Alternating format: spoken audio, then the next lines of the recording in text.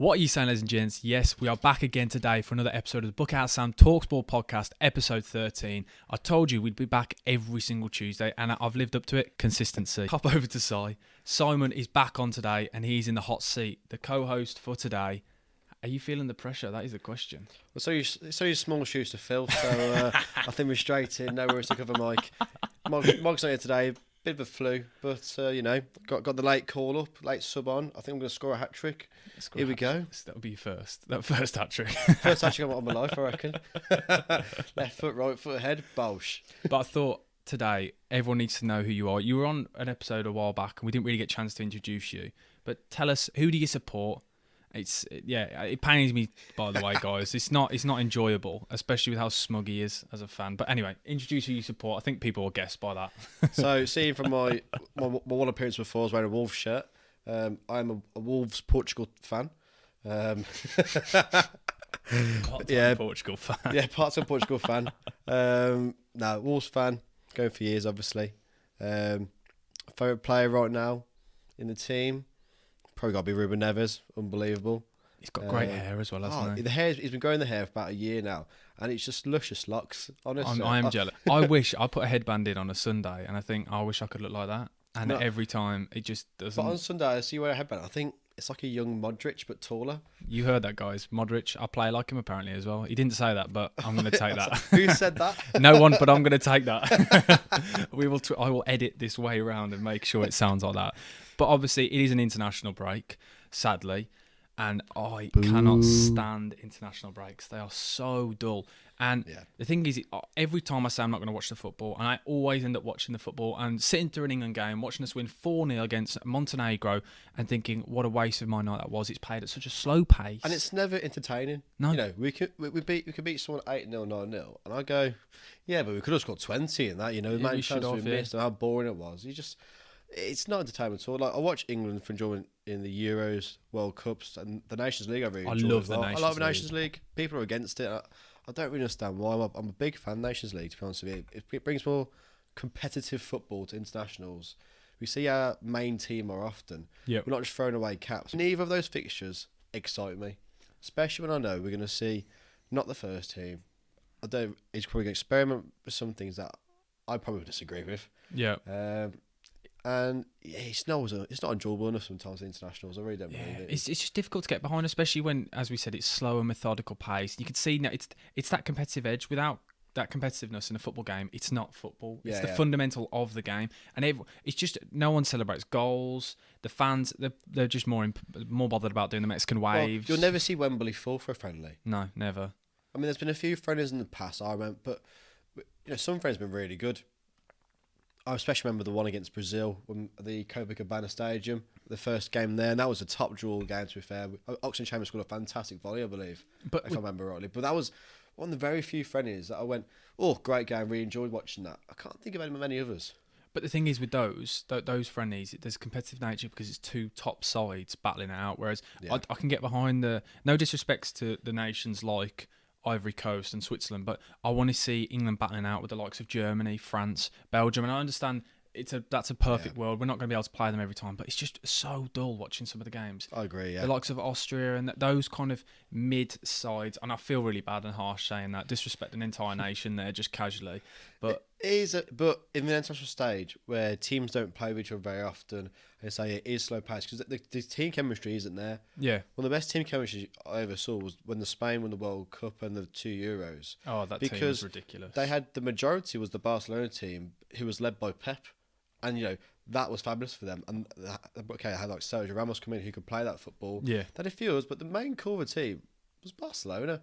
And because of that, they had a good team ethic, good team chemistry around it, and they were exciting to watch. Yeah, there's not many other international sides that go, oh yeah, they were fantastic. They were great to watch. Yeah, especially in the Euros, as you said, I could watch anyone, but even then though, I'm not bothered about watching France play a friendly. But then in the Euros so I think just friendlies all round are just difficult to get behind. Obviously, there are some qualifying games for the World Cup, so that will be interesting to see.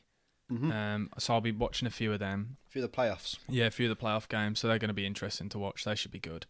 But I thought, obviously, the England squad is out. The England squad is out. It's changed literally just before we started recording, so I'm glad we are doing a late recording today because we could have just recorded all of this and then it would have been completely useless. So since the team has come out, Aaron Ramsdale, Tammy Abraham, Reece James and Trent have all gone back injured. Hopefully, speedy recovery for all of them. Absolutely. So the new squad, I thought if we go through the team, go through each position, go through the goalkeepers and defenders, and then we can discuss whether we believe these players should be in there. And then after we've done that, we'll go through the players who we believe should have got a call-up. Yeah. So I think let's start off straight away with the three goalkeepers, Sam Johnston, Jordan Pickford and Nick Pope. I'd really like to take forefront with this one straight away with Sam Johnston. I do not care what anyone says, should not be anywhere near the England side. Absolutely nowhere near. He's been poor for West Brom all season, and I've been one of the people who have slagged him off publicly on multiple podcasts, multiple YouTube videos. Quite clearly, his head's not there with West Brom. He's been making mistake after mistake after mistake. He did against Huddersfield. He did earlier on in the season against Derby. He's made too many errors leading to goals. He's had a very, very poor season. And I don't understand how he's got the call-up. And the unnecessary red card as well. That red card was abysmal to get. Against Cardiff, I think it was. She had two in the same game, didn't you? Yeah, him and Moet got red cards in that game. And Sam Johnston quite clearly, I don't even think he should start for West Brom. That bad, really? That bad. Because you as Albion fans, you really turned on Sam Johnston. This time last year, Sam Johnston was your best player of the season, and people were really raved about him. I still believe he was our best player in those seasons, and he's one of our best players now. He's dipped in form. He's not signed a new contract. He wants to leave. He quite clearly does not care about the club, and I've been saying it till I'm blue in the face. People tell me, oh, he does. Well, he wouldn't have thrown fists against Cardiff after the game had happened if he cared. Yeah. The mistake against Huddersfield last week was just... He was lackadaisical on the ball, the way he tried to clear it. It was awful. And you could just see he's not bothered. No. He's simply not bothered. So I don't understand how Gareth Southgate's gone, okay, then you're making mistake after mistake after mistake. Let's reward that. You get a call-up. And I understand it's obviously because Ramsdale's been dropped. Yeah. But we can discuss after the keepers that have missed out there. But I personally don't think he should make the call-up. How about Jordan Pickford then and Nick Pope? Are you... Jordan Pickford absolutely should be there. Never let England down. I know he's quite far down in the league right now with Everton. Everton are struggling. You know, we covered that a couple of weeks ago. Mudded. Sorry. I could say that. Pickford absolutely should be there. Whether he'll be number one when it's a full fit team, we'll come on to that. Full fit squad, sorry. Nick Pope for me absolutely should be there. Should always be there because he's a solid Premier League goalkeeper. He's Mr. Consistent for Burnley. You rarely see him make a mistake, and if he does, it's not a big clanger, or it rarely is. I really like he dominates a box because he's 6'6", comes from crosses, takes all the pressure off defence. Especially our defence for England isn't known to be one of the best defences in the world. We've got some great defence, get me wrong, but we also have some error-prone defenders, let's say. Yeah, we play back five to stop that from happening, Correct. don't we? Back five attacks. Oh, I love that. You got it in before me. I was going to go back five attacks. I love saying that. It's just... So, I like Pope. He's a really good shot stopper. But Southgate, I don't believe likes him because his lack of footwork. Yeah, his distribution's poor, really. Distribution is poor, and I understand that, but his goalkeeping, Nick Pope's probably after his time. Yeah. He wanted to be around the 2000 era because he would have been domination in the box, shot stopping. Him and Joe Hart get the in ball, their prime. just kick long, doesn't matter. Him and Joe Hart. Him, Joe Hart and Ben Foster, all three of them in their prime in that era. Yeah. They're all very similar. So I don't think really we can really moan too much about the keepers. I know I have What I would say about Johnston as well, and people say keepers are different positions and it doesn't matter so much, but you can't have a player in the Championship in the squad, in my opinion. Oh, that's just a bold claim, straight up. I just don't, because the standard is significantly lower in the Championship, the Premier League.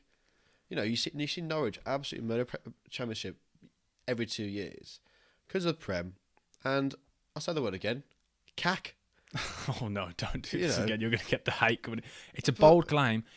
I can get your point, but I do also think there are some absolute hidden gems in the Championship. Players who... But they've got to prove in the Prem for me first. If they want to play the highest level, so England are a top 10 international side, always a FIFA rankings, yeah? Yeah.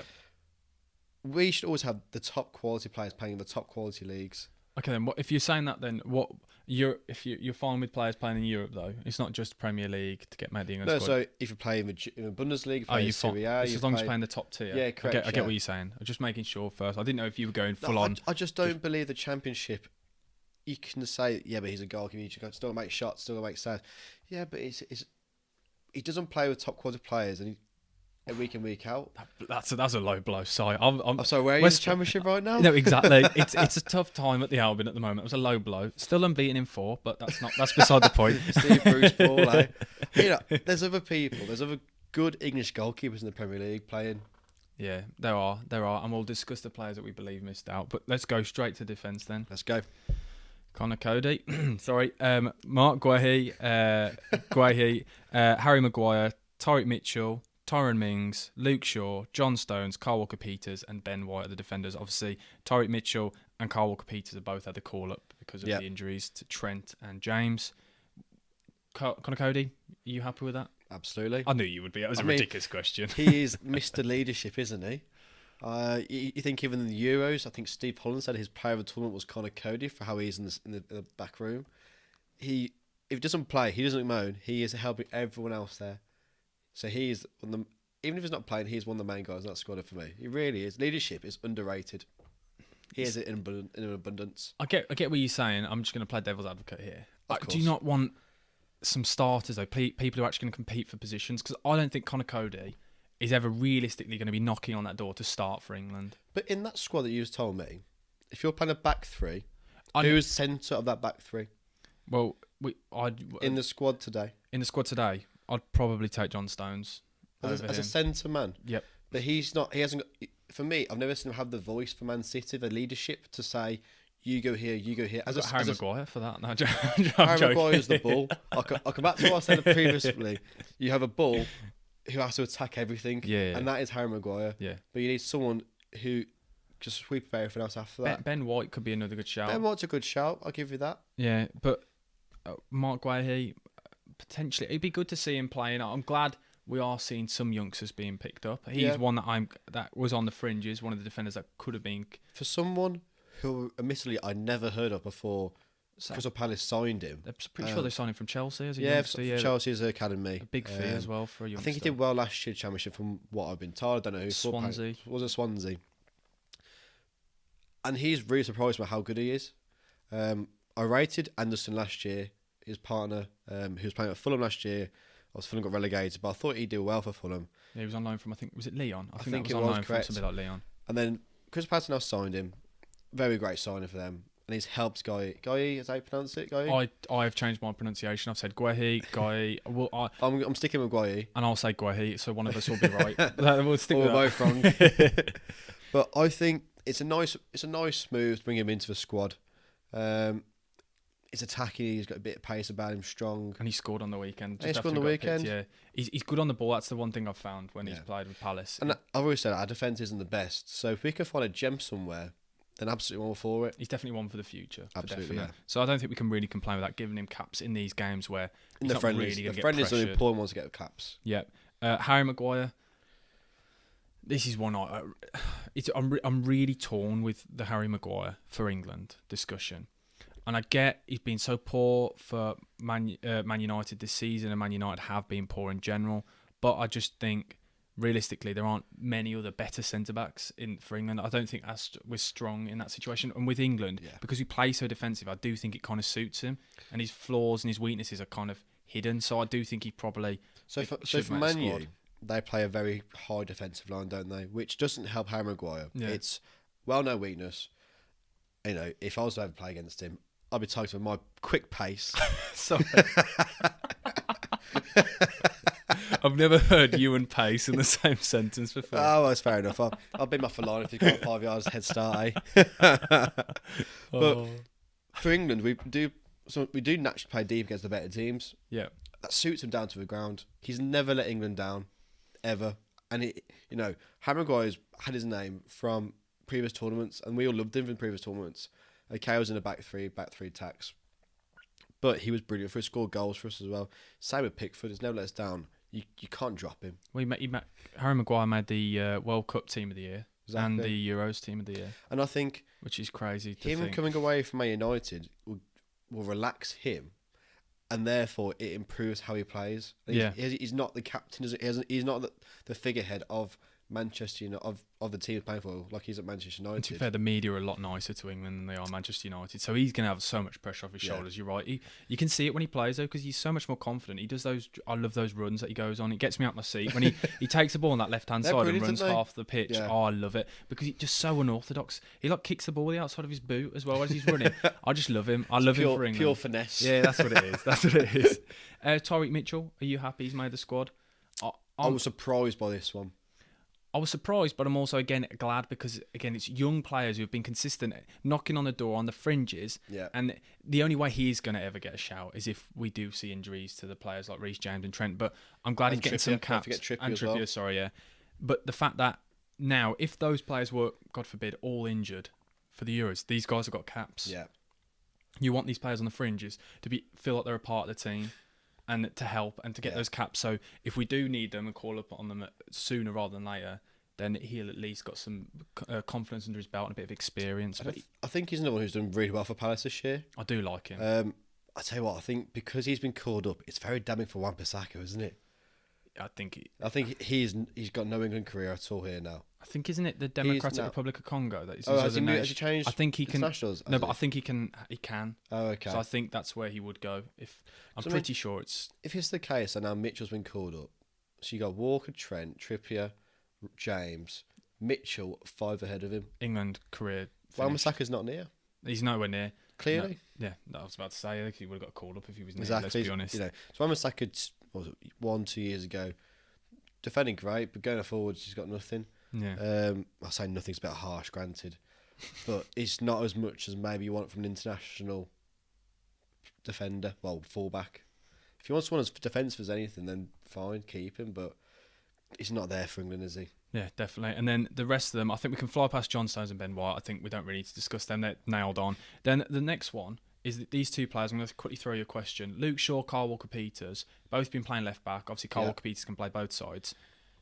Just a bold one. If you had to start one of the two of them, I personally would go Kyle Walker-Peters. I think he's clear of Luke Shaw. I think Luke Shaw has been awful this season. Alex Tellers has started over him. I don't think he's good enough. I personally don't think he should have made the squad.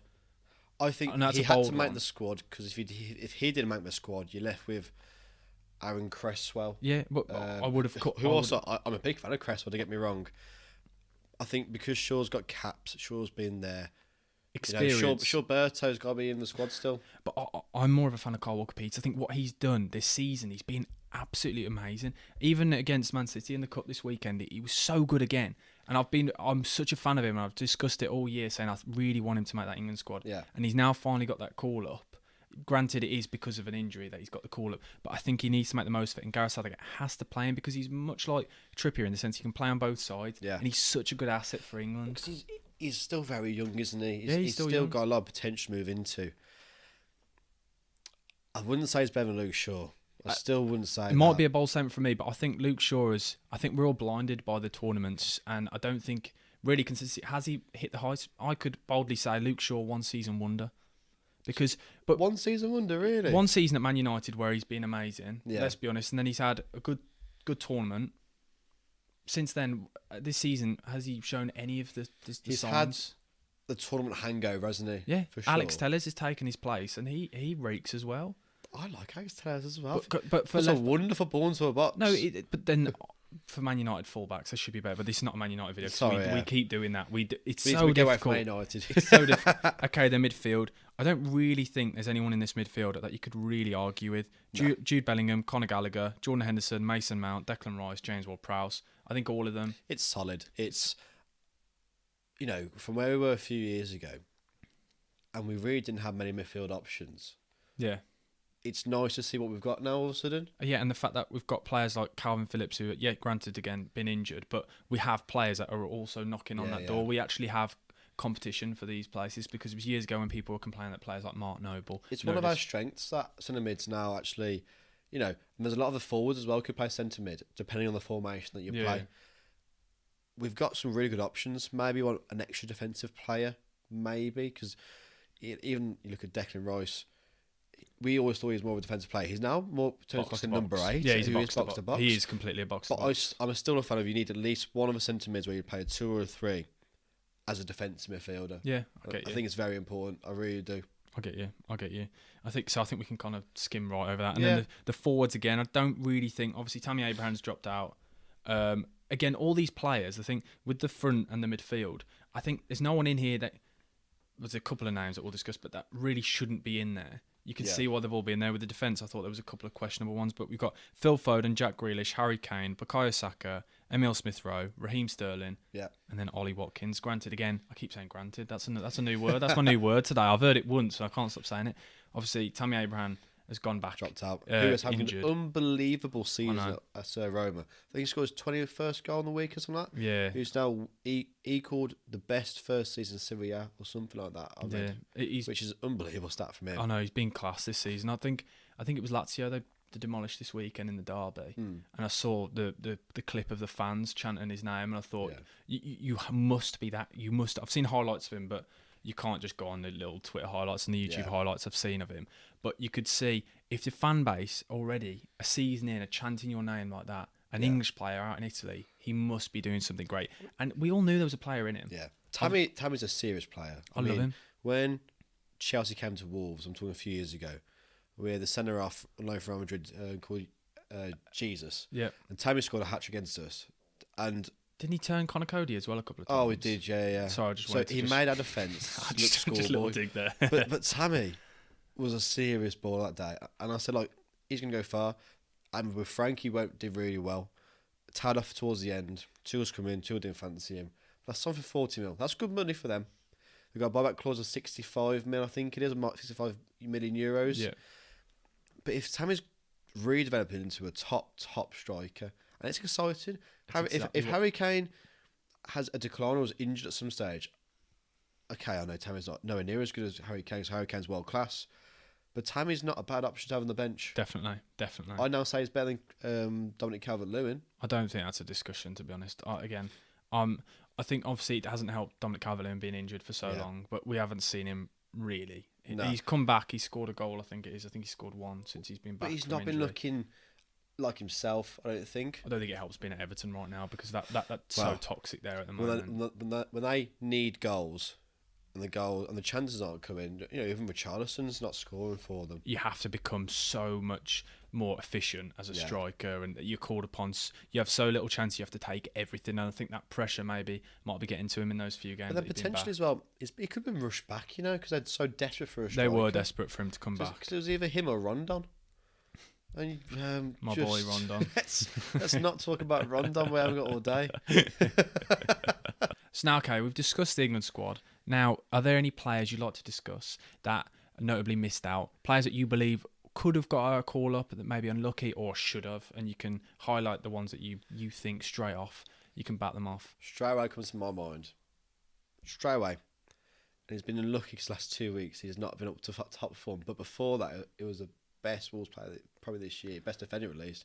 It's Max Kilman. I knew where it was coming. And to be honest, I can't really pains me. Yes, I know. But it's not just Wolves fans who are saying he's the best left-footed English centre half. Oh yeah, definitely. No, I completely agree with you. Maybe even Dan Burn, another good shout for left foot. You love a Dan Burn. I do. It just pains me to bat the Wolves, but no, I do agree with you. He's been absolutely huge for you. I think it's just the way his form has dipped. In that Palace game, I think it was, when he had a bit of a shocker. Gareth Southgate was at the game.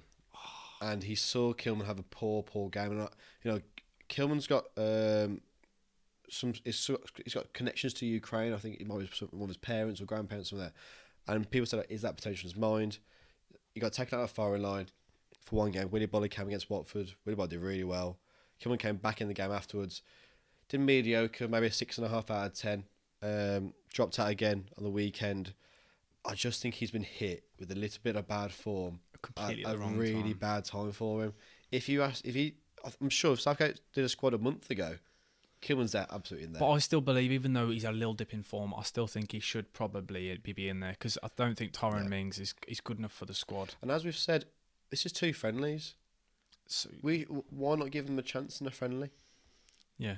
He's very good on the ball, and you know that he's very good on the ball, and he reads the game so well. Did you know he used to play for futsal for England? Honestly, has anyone told you that before? If a commentator says that once more, I think I am going to explode. I can't every single week, every single game. And they're always chuffing themselves on that little stat. Yeah. Oh, he used to play futsal for England. As if no one had ever mentioned it. It was like Ollie Watkins last year hitting the crossbar the most times, and it was like every single, and Grealish with the most fouls. That was another one that they all like. The classic stat that they all like. Every time. But is there any other notable players that missed out? Because I think potentially for Sam Johnston, I'd have gone maybe with the likes of Fraser Forster. And I know that's I know he's not a great player, but I still think he's probably been a bit more promising than Sam Johnston this season. But he's been out the setup for quite a while. And Southampton, again, dipped in form at the wrong point. That could be, again...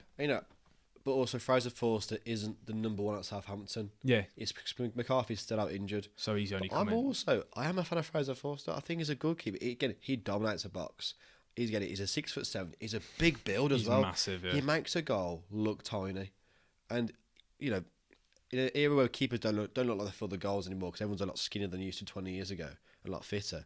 Fraser Forster's an absolute monster of a man. I always think that when he plays, you can see how big his hands are. I know that's just a really weird thing to say, but he just looks massive. Everything about him is huge. So, are there any others then in the top of your head? I think Sancho's unlucky. I think Sancho's been, I'm not going to say really, really good in the last few weeks, but he's definitely had an improvement of form, and he's got better since Rangnick's come there. Since he's gone there, absolutely. He's assisting, he's scoring, he's driving forwards. He's a tidy player. I've always liked Sancho in Bundesliga, and I was gutted. I would say gutted, yeah, when he first came and he wasn't doing the business. But now he's starting to show why they pay such a high price tag for him. He'll come good for Man United. He already is. I think he already has. And I think he's unlucky not to be in the squad. I really do. So if you had the choice, then it's him or Emil Smith-Rowe, I think, are the two that you could have. Smith-Rowe doesn't even start for Arsenal. He started on the weekend, didn't he? I'm pretty sure he started against Villa. Okay, I think he doesn't start consistently. I know, but then again, he has been ill recently. He was ill. I think I'm pretty sure he had COVID at one point. So I do think recently that has been. But of their two wingers, from what I've seen, they've been playing Martinelli and Saka more often. Yeah, Martinelli's been playing when Smith-Rowe's been out. But I can see the argument for both. But I think they are very like-for-like players. I don't think if you drop the one, if Smith-Rowe didn't make the squad, I think we'd have all been going, Smith-Rowe was unlucky. So I think it's kind of a like-for-like swap. Yeah. So, but I do get what you're saying because Sancho has. So I think Smith-Rowe is the top scorer of Arsenal. Am I right in saying that? I'm sure Mike will be shouting down the podcast right now. I'm pretty sure it is. And that's from not starting every game. So that's a good feat in itself. It really is. Oh, he's a player. I do really like him. He's a good player. I'm not denying he's a good player. I just think Sancho's unlucky more than anything else. Yeah, no, I agree. I do think Sancho is probably unlucky. And I think, really, I can't think of any other notable mentions, really, that I'd want to throw it about. Anyone that's really, really unlucky to miss. I think it's another wake-up call for Rashford to sort himself out with his form. But right now, I think Rashford, it's probably best that he is away from England now, out of the media, just for a week, just for 2 weeks, for these 10, 12 days where there's no games, just to focus on himself, go back to the training ground and just focus on what he can do best, because right now he's not quite clearly enjoying football. No. That's what I think we can all... I think it's safe to say that. Look, every week he's doing a little status or a little tweet and saying, oh, sorry to the fans. It's quite clearly not him, is it? Let's be honest. It's his media team. Yeah, so I think he just needs to go off all of social media and just focus on the football just for a week, just away, no pressure on anyone, and just go back to... Because we all know there is a player in there. I guess as well, if with the international break and Rashford's not been called up, Man United might say, well, we have, 25 players and 20 of them are going to internationals. You five have 5 days off. And he might go on a little break to Dubai or something, and it might do him wonders. Just get out of the country. Just spend some time to himself, with his family or with some friends. Come back fresh, feeling good about himself. And go back again and start again. Yeah, because we all know there's a player. There is definitely a player there. Yeah. Let's be honest, we all know it. And as much as everyone's slandering him, I do feel for him, because it doesn't help with... If he was performing badly and United were doing all right, I don't think he'd get as much slander, but it's because United are doing poorly and he's doing poorly and everything's being directed at him right now. And again, he's actually fallen down because Sanchez playing well. Yeah. Because if Rashford's going to play on the left, that's where Sanchez playing. Yeah. That's unfortunate for him. Yeah, I completely agree. But I think realistically, I think that's pretty much everyone. Yeah. And that perfectly now moves us on to do England. Because we thought, I know it's early, but it'll be funny to come back to this potentially. Right now, if we were doing 11 players, if they're injured, you can play them. Yeah. Starting 11, I think we've agreed 4-3-3 formation. We'll stick with 4-3-3. So then we can do like for like. We can hit back at each other. Starting 11 to start for England at the World Cup, in the Winter World Cup, which just feels weird saying. But okay then, who are you going in goal straight away? I am throwing him in the deep end and sticking Ramsdale in. Few. Okay, that's fine. We've agreed straight away. It's got to be Ramsdale every day of the week. And again, Pickford has been fantastic for England, and it's really hard to drop him. But he does so often, and never lets us down. But I think Ramsdale is that class above, and he will suit international football. I'm very confident of that. You can see the passion. You can imagine him wearing an England shirt, really getting himself pumped up. That's not saying Pickford doesn't. Oh no, course. Pickford definitely. But Ramsdale, I think Pickford would help Ramsdale. I don't think he'll sulk about it. I think both of them love the country and would love to wear that shirt and have ownership, but they'd also love the fight against each other, and they push each other on even further. But with the age of Ramsdale, his experience of relegations as well, and now he's at the top, he's sort of seen both sides, and I think that might drive him on a bit more as well. Yeah, potentially. I think that there's definitely an argument for that. Okay, then, so we've got back four. Who are we going straight for right back? Or do you want to just reel off your full back four? So my back four, I'm going from right back to left back. So Walker, Stones, Mcguire, Chilwell. Back four. Jeez, okay. So my right back, I'd personally go for Reece James. I really like him. I still don't think Trent is, as much as I love him, he's not going to work out for England. I personally, it's Ben White. Yeah. And John Stones. And then left back, I would have to go Ben Chilwell as well. Yeah, because when he's fit, I think he's. Do you not think your back two, White and Stones, bit lightweight? No, because I think who's your bull? Who is your ball with two centre halves? Who's attacking everything? I don't think you need one. I think if we play, I would change the whole style of play. I think right now we do need a ball with the system we play, but we've got good enough players. Ben White and John Stones can play out from the back. Yeah, no doubt. If you can play nice football, we've got Ramsdale there. I think we could play out from the back. And you look at Arsenal right now, Ben White and Gabriel, none of them, they aren't balls. Neither of the two of them are balls. And it's working. So I don't think you would need that. But obviously a lot would need to change then. Yeah. Okay then. Midfield straight away, the midfield three. Do you want to go first or me? I can go if you want me to straight away. Okay, so the midfield three, I would want Declan Rice. Absolutely. Mason Mount and Jude Bellingham. You know what? Absolutely bang on, same as me. Perfect. Great minds think alike. I'm glad you said that. We know ball. That's it. That's why the podcast should be called BucketHatSam Talks Ball. Let's be honest. Front three then. Where are you going? We're reeling off these fast, but and this was difficult front three because it's sort of based on now, but who could get better as well. Yeah, this is the one. And we have many options. I think as well how well other players have done in the Euros. So Saka did unbelievably for us, but I've barely considered him for my starting 11. Oh, okay. Because I think we have other players who would be better for us in the winter. Okay. And I've gone for Foden, Kane, and Sterling. Foden, Kane, Sterling, and so would you have? Which was our starting three in the first game of the recent Euros. Okay. As well. I like the fact you've come with a little stat there for me, a little fact. I've just plucked that. Oh, you just plucked that. Yeah. To be honest, you'd have gotten away with that if you hadn't said that. I thought he's done a lot of planning for this.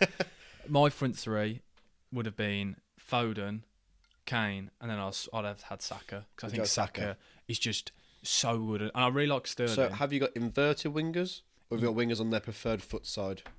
Well, they're both left-footed, so one of them. Yes, they are. That's absolutely correct. So Saka usually plays on the right. Yeah. And I'd play Foden on the left. I think Foden is good enough, and I'd play him slightly inside. But obviously, it's not going to work tactically. But that would be my front three. I think Foden and Saka right now, they're two players who've just shone this season. Oh, and especially recently, Saka's been fantastic recently. He's got a lot of goals. He's still so young. It's crazy. He's dynamite. He's absolutely dynamite. And he could be a world beater. I think Foden's currently ahead of him. and I'm just a massive fan of Sterling. I think Sterling does a lot of good stuff for I think England. Sterling is criminally underrated, and I am underrating him by not putting him in the starting lineup. But I'm that excited about Saka. I know Pep has like hot moments and comments with Sterling. When Sterling's hot, he is scoring a lot of goals. When he's out the team and he's off the bench, he doesn't really get a look in that much. Like he doesn't come on as a sub very often, maybe. Yeah. And when he comes on a sub, doesn't really do the biggest of impacts compared to other players. Or when Maguire comes off a bench for Man City, you probably know he's having at least 2 or 3 shots on target. And he's probably getting 2 or 3 goals. Exactly. Let's be honest, or assists. Might be a different grade this year. But this isn't about Man City or Algeria. Good point. But no, they I just think Sterling is so almost industrial for England. Yeah. And I say efficient. I think it's top draw for us. Yeah, no, I agree. So, okay then. We'll probably put these teams out. Let us know, guys, whose team would you prefer? Who's your skipper? Skipper? Are you keeping Kane as skipper? No. I'd go straight in with Declan Rice.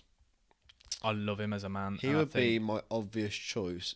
If not, I think Walker, for his experience of how much he's done for England. Walker in my team, so if I had Walker in my team, then he would have. he's a consideration for it, absolutely. Definitely. No, I know he doesn't captain Man City very often, but I just think he's a good leader. Thought he's not even made the squad, has he? He's he's not made the England squad. That's a notable miss. How on earth we just... Is he injured? I don't know. I've just realised he's not made the England squad. As you said it then, he hasn't made the England squad, has he? Surely. I don't think he's injured. He's got Justin. Yeah, he's not in the squad for definite. Wow, okay. Can you believe it? Wow. How have we missed that? So Gareth Southgate's just basically said, "Sorry, I don't know what you're talking about." I think that's it. Side doesn't Side talk ball. can't talk ball. Yeah, Southgate that's it. doesn't talk ball. With me at the helm, we would have won in the Euros. Oh, okay. So that's all of our England talk then. And we thought, as we do now at the end of every episode, we're going to do our top 5 goalkeepers right now in the Premier League. But as I said, guys, let us know in the comments section below what you want us to debate next week, because this was sent in by one of you lot. So that's why we're talking about it. So top 5, this is going to be really difficult. And obviously, there's so many keepers we could discuss, so many names we could throw in the hat. Are there any notable misses that you want to just drop in straight away that haven't made that were close? Martinez. Yeah, I really like Martinez for Villa. He's been a great signing for them, as much as I hate to say it. But, we played Villa a few times, Wolves have, and Martinez has been the man of the match 2 or 3 times. He's a very good goalkeeper, great bit of business for Villa. But then I also got Ramsdale, so who's really winning? I've not included Ramsdale either, to be fair. Wow. And you'll see why. See why later I just want you to just clarify. You haven't picked Ramsdale. You do not. Ramsdale's a close 5.5. 5.5. No, I just want you to openly just say it to the camera. Ramsdale's not on the top 5 keepers for me. In the Premier League? In the Premier League, no. Wow. Okay, then I want to hear your 5th place now. I'm excited. Let's forget the notable misses. Straight in, 5. So 2 weeks ago, I spoke about him saying it was an absolute revelation for the team. Oh, no. Do you know what? I don't know why I didn't even clock this. How have you not seen this coming? Jose Sarr for Wolves. Right now, he's one of the signings of the season. And I don't think you can deny that. He's one of the signings of the season. Revolutionary for Wolves' defence. I've not drank enough coffee for this. Great shot stopper. Commands his box. Gives defenders a bit of sum as well. I'm all for him. He has been on top form for us all year. So you think Jose Sarr is a better keeper than Jordan Pickford? Sorry, not Jordan Pickford. Jordan Pickford right now, yeah. Sorry, let me try again. So you think Jose Sarr is a better goalkeeper than Aaron Ramsdale? If you give me right now, right at this moment. Yeah, I am. Jose Sarr. Wow. Okay, that was not what I was expecting. Wow, okay. I'm startled. I'm speechless. Well, okay, my number 5. Yeah. I have gone in Robert Sanchez, Brighton. No, why? Really? I've gone for a bold one. Sanchez. I've gone for a bold one myself. Right, so who have you not going? No, who has not made your top 5 of your honourable mentions? Jose Sarr. Obviously, I didn't think you'd have him in, but David De Gea hasn't made my top 5. I think David De Gea should have stayed away. He should not be in that squad. You've seen he's been left out of the Spain squad now. And Robert Sanchez has got that call up. There's something going on at Spain, it's because he can't fit the Spain system. They play out from the back. David De Gea's kicking is atrocious compared to... He doesn't command his box. He doesn't ever come off his line. One of the best shot stoppers in the world. That's a great thing. I know everyone will argue with me and say shot stopping is the best thing, but if Man United want to progress, it's like the Joe Hart thing when Pep came in. Everyone said Joe Hart was great, and Pep got rid of him, and look where Man City are now. He does not suit modern day football. Shot stopping is brilliant, but he's got to be now a more rounded goalkeeper. I don't think he offers enough. The main job of a goalkeeper, he keeps the ball out of the net. But that's not the only job now. I think another thing now for goalkeepers is to start attacks. With this modern day football, you discussed it with Jose Sa, he's good up with his feet. You look at Ramsdale, they're great with their feet. Edison, Alisson, Mendy, all these other keepers are great rounded keepers. David De Gea, well done. He can save a lot. He can make a lot of saves. Like, great to him, but he can't make a 10-yard pass. But he falls short on the distribution, but he's so much further ahead than so many other keepers with a shot stopping. I can't not have him in my top 5. I just want a keeper to do it all now. I want a full-rounded keeper. I wanted a full-rounded keeper. Even if he's lesser in more important aspects of goalkeeping. But then I also think that one of the most important things is to being able to pass it out from the back, playing as an 11th outfield player. You see that Robert Sanchez has been integral to Brighton when they were smashing it earlier on in the season. He was starting all the attacks. Everything came from him. He'd take the ball and then take the striker out of the game and pass it on and ping it around. And I think that's for me as a goalkeeper now, and it feels crazy to say it. I think that is so important as well for a goalkeeper now, and to be commanding. David De Gea doesn't come out of his... I don't know what's wrong with David De Gea. I don't think I've ever seen him come out of his 6-yard box. Ever. He just can't do it. So many times... He doesn't collect crosses. I don't think he's commanding... He doesn't scream confidence. I think he was scarred from crosses when he first came to United, and he was bullied. He was absolutely bullied, and Ferguson took him out of the limelight because he was getting absolutely... I say bullied about by the... Not even big strikers sometimes. He was in like Tim Cahill just standing on his toes, and that was about it.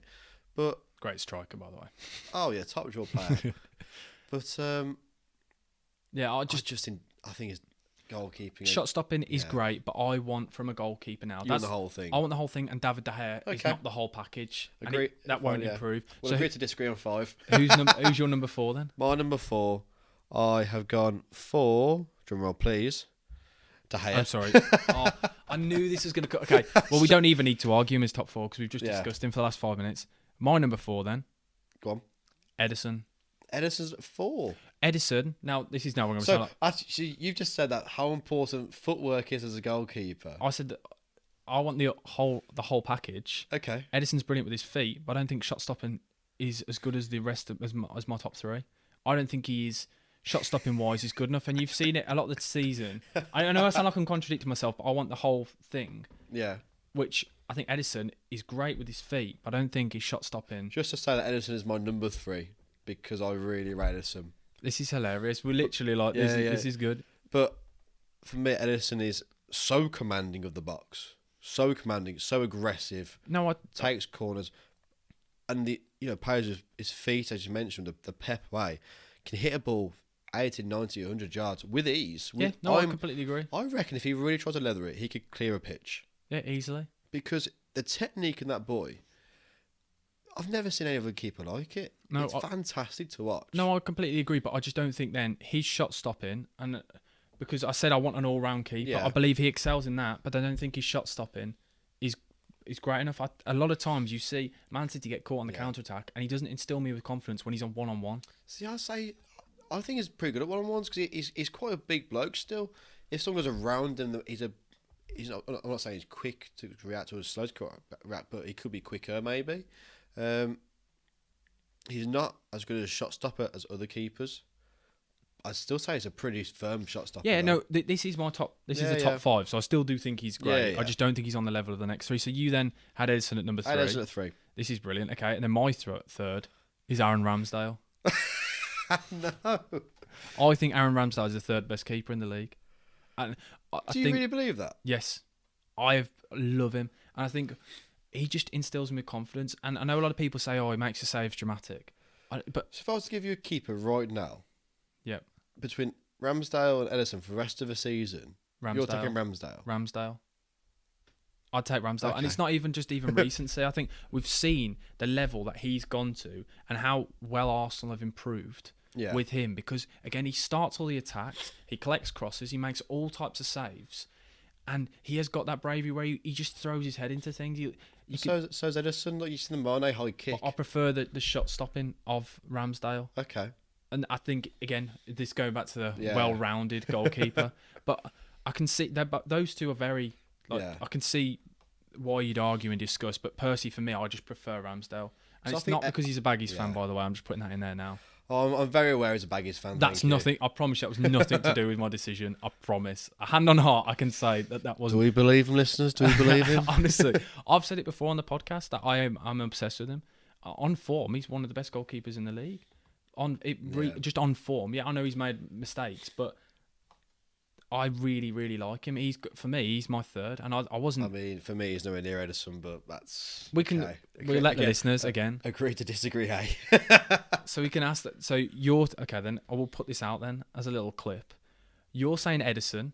I'm saying Ramsdale. You guys tell us who's the better goalkeeper in the comments. This guy. No, it's not. It's Ramsdale every day of the week. But anyway, it's Edison. Who's your second one then? The second one is Alisson. Wow. Have we agreed on one yet?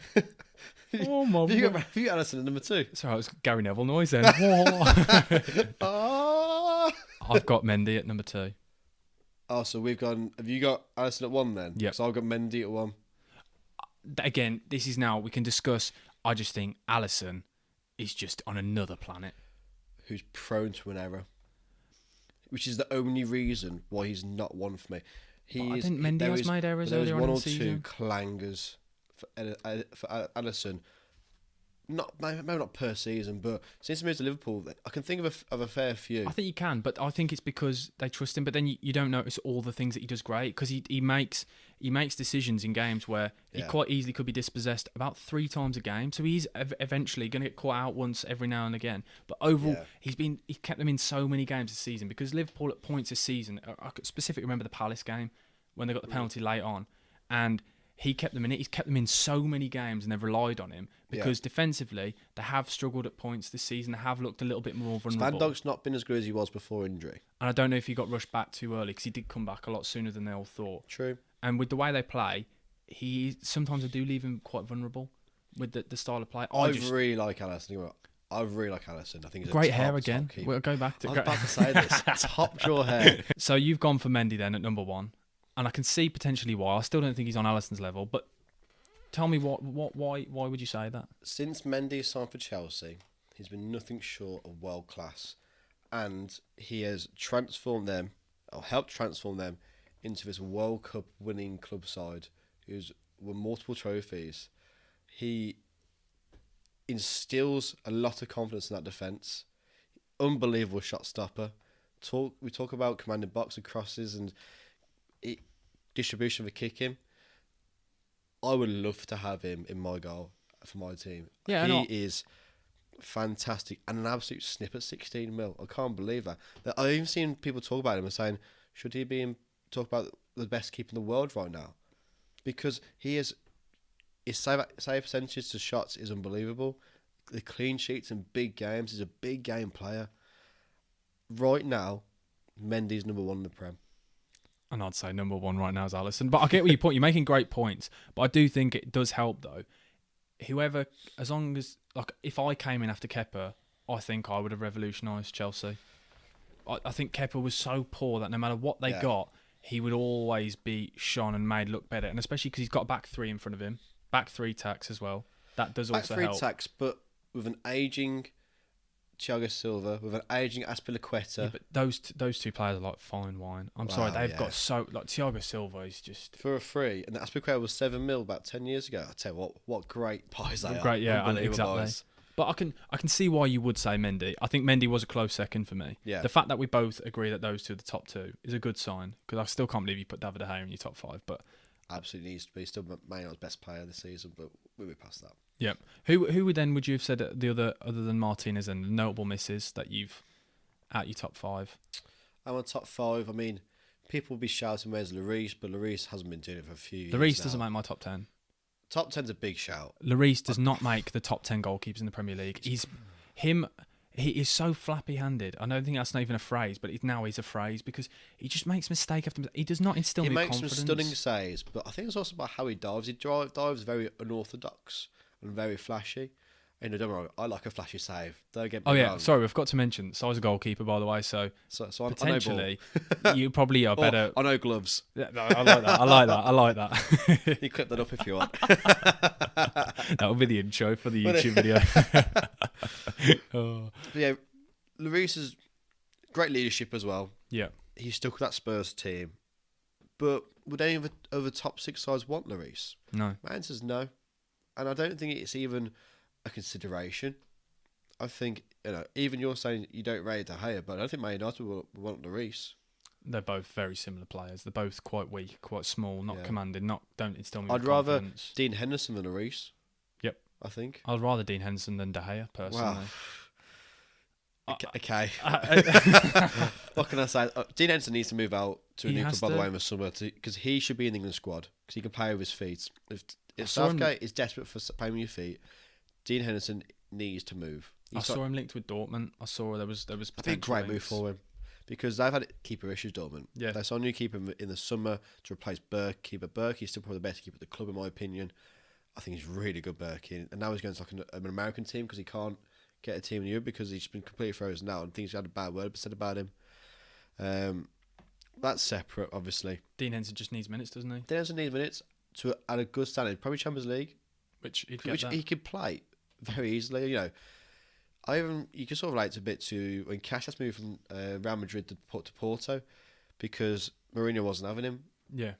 Well, if the new manager of Man United isn't having Dean Henderson, he could go to another top European side and do really well for them. And get minutes and then get back towards that England side, because at the end of the day, he's a young lad. He just wants minutes. I know he's desperate to play for Man United, and I understand that, but he's also a bit of a hothead, I believe, so he thinks he should be playing right now.